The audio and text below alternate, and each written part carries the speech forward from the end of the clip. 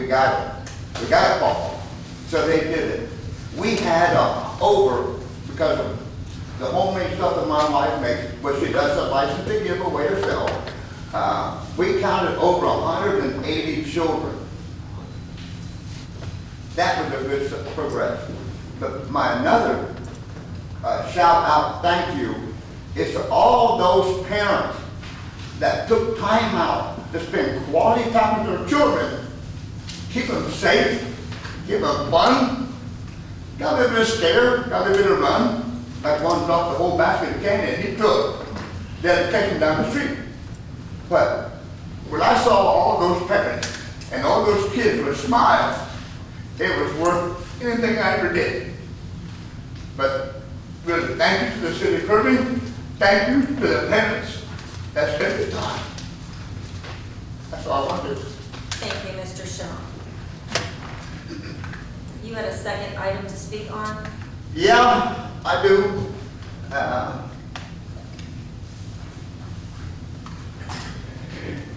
Do you want me to come back to you? I got to put a different face on. Okay. Like my wife said, rerun the wheel. This is for y'all to listen, and I'm glad the lieutenant is here. I hope I don't speak the wrong way, but this is about Chris Garza, the sexual rapist.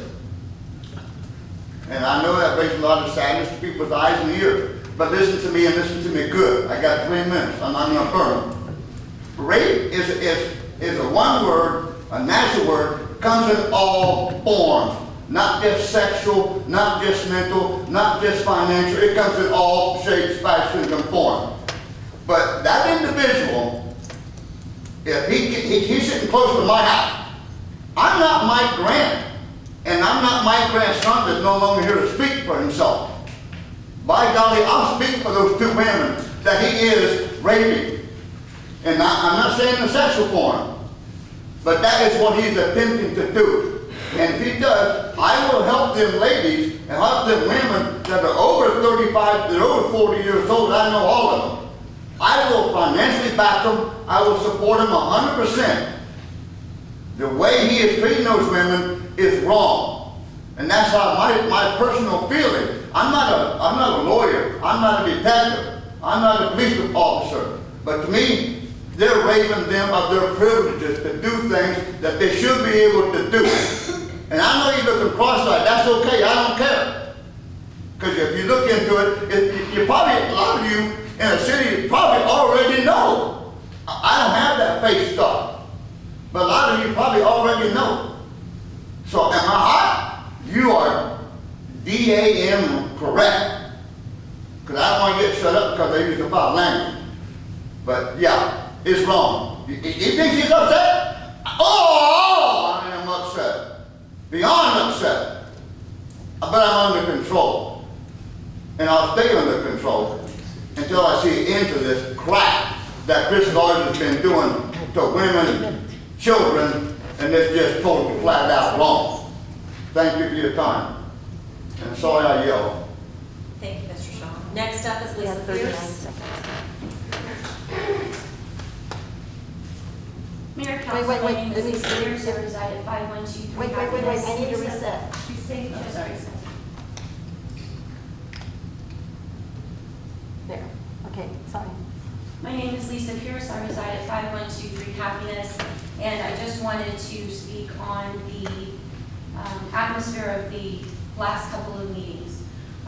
It's toxic at best. It's not just one person, it's several people. And when you conduct a meeting that way, it's doing a disservice to the entire city. It's doing a disservice to our employees. It's doing a disservice to our residents, every one of them. I would ask that before you say anything, you breathe. Our employees come to the city every day. They have so many options that they could go to, but they choose Kirby. Our citizens, our employees are disparaged. You know, I've heard it say that people are afraid to come here to speak. However, because of retaliation or any of those things. However, I can guarantee you right now that I've heard 4 people that actually wanted to come say good things about the city, but were so uncomfortable at the last meeting that they chose not to come and ask me if this is what all meetings were like. You're having your citizens and your employees in a toxic environment. And so whatever good the council does together, it's overshadowed by this 1 hour and a half, 2 hours. It's not just one person, so I don't want anyone to think that I'm finger pointing at anyone. I've been in that position and I know that tensions run high. I know that emotions run high, and I know that it's kind of nerve-wracking sitting up there, regardless of how comfortable and how, how confident you come across. I know what it's like to be in that seat.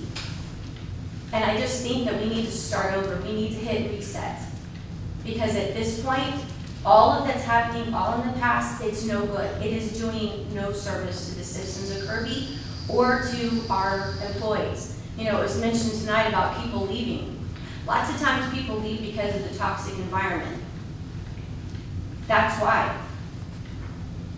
And as far as getting information that others might not have, everybody on that council has the city manager at their disposal. Even though you cannot discuss employees or past employees during council, you can absolutely ask that position. I'm not even going to say her name because it could be any position. Whether she's in that position or not, the council still has that position at their disposal. So I would ask that you ask that person before. Nobody up there had more information than the other person. Again, I even made a comment when I spoke about Jake. I didn't bring it up, but I had knowledge because of the position I held before. I didn't say that, but I wouldn't have had that knowledge had I not been asked about that. Other thing, Penny Paws is going to be at the shelter from 3 to 5 on Saturday. Thank you. Thank you, Mayor Pierce.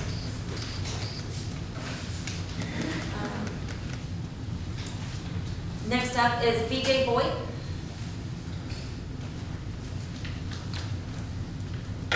My name is BJ Boyd. I live at 3634 Kirby Drive. I have resided in Kirby for over 60 years. Every October, I do the community-wide garage sale, and I take part of my profits and donate to the animal shelter, the Kirby Blue Santa, and also candy for the fire department to throw out. I've been ill, so I wasn't able to get Blue Santa and candy together. I will try to get it together before the next meeting, but I did bring in the Kirby Animal Shelter because I got all that stuff before I became ill. And I just want to reiterate on what Lisa said. I stopped coming to the meetings because I felt intimidated by coming.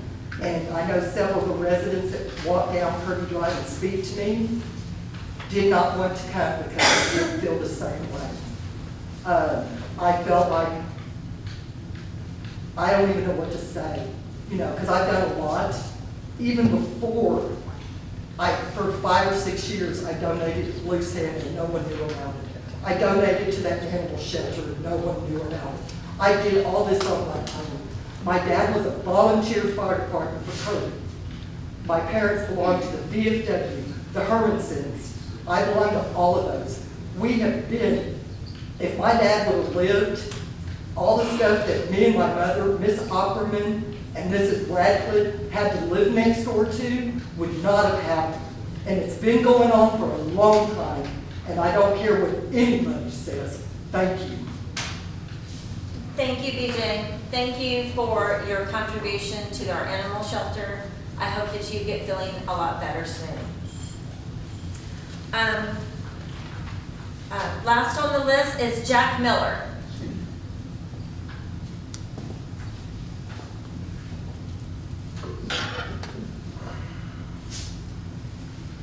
Testing, okay. I'll bring this up a little bit. Thank you, Mayor and City Council. My name is Jack Miller. I've been a resident in Kirby for 11 years. Tonight I'm just here to introduce myself so you can, if you're nervous about me being here, you can just take it easy. For those of you that are nervous. I'm just going to introduce myself tonight. I'm a combat veteran. My military service was honorable. I'm a law enforcement veteran of 13 years with honorable service. I have no criminal convictions other than maybe some speeding tickets. I'm a horrible driver, first to admit it. But I don't have anything above a Class C misdemeanor, not even a disorderly conduct, as disorderly as I can be. I'm a father of 2 children and a stepfather to 2 others. I have a beautiful partner who loves me and I love her. We own a home in Kirby and we were both gainfully employed as professionals. I am also a civil rights activist. As some of you may know, if you looked me up at the urging of Councilman Grant, you will have seen my YouTube video. My YouTube channel reflects about 5% of my interaction with police officers, just so you know. The other 95% are cordial, respectful, with good police officers. I demand that our government, police officers, and city council follow the law. If they don't, I become their worst nightmare. After I've told them to start following the law and they ignore it, I become their worst nightmare. They think about me before they go to bed at the end of the night. I make them feel it in their soul when they abuse people. If you ever have any questions concerning what I've done or who I am or anything, you can contact me anytime, day or night, by phone, email, or whatever. I will have a respectful, cordial conversation with you. Yes, I do cuss, and yes, I do things that may make you feel uncomfortable if I feel you deserve it. This is my first meeting I've attended, and this will be the first of many. Right now, what I'm getting is I'm hearing citizens say they are intimidated by city council. I've looked at videos where city council members have called people son, have laughed at them and said they were cute, even laughing at them while they're up here at the podium. You, and I'm just addressing the council as a whole, nobody on council or at the police department or anywhere for that matter will ever intimidate me. I respond to intimidation with powerful activism. Leon Valley